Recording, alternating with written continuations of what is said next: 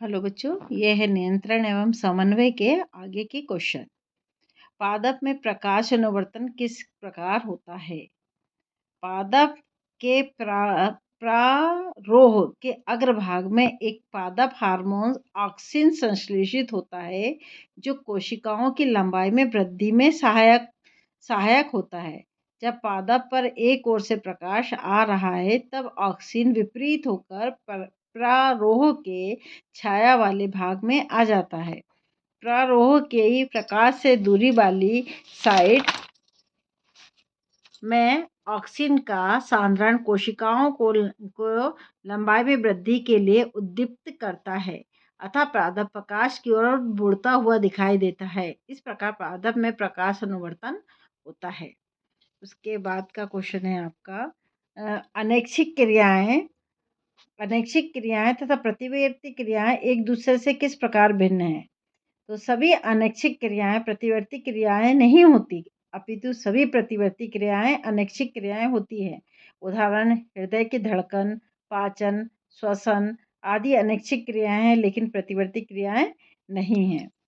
आगे, हमारे शरीर में ग्राही का क्या कार्य है? ऐसी स्थिति पर विचार कीजिए जहां ग्राही उचित प्रकार से कार्य नहीं कर रहा हो, तब क्या समस्याएं उत्पन्न हो सकती है?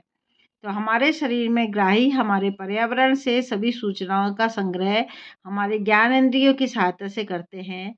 अगर ग्राही उचित प्रकार से कार्य नहीं कर रहे हैं तो अनेक समस्याएं उत्पन्न हो सकती हैं।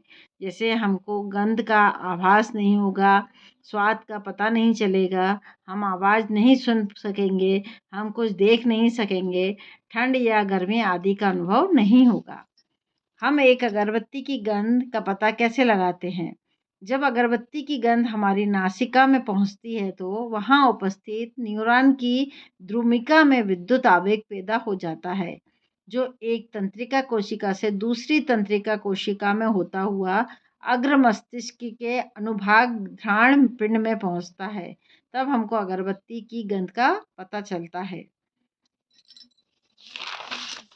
इसके बाद है, पादपों में प्रकाश अनुवर्तन गति किस प्रकार होती है?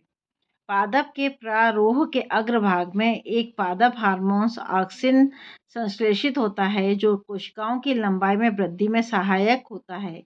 जब पादप पर एक ओर से प्रकाश आ रहा है, तब ऑक्सिन विपरीत होकर प्रारोह के छाया वाले भाग में आ जाता है, अतः पादप प्रकाश की ओर मुड़ता हुआ दिखाई देता है। इस प्रकार पादप में प्रकाश अनुवर्तन होता है।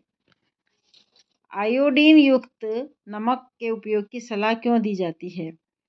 अवटु ग्रंथि को थायरॉक्सिन हार्मोन बनाने के लिए आयोडीन आवश्यक होता है।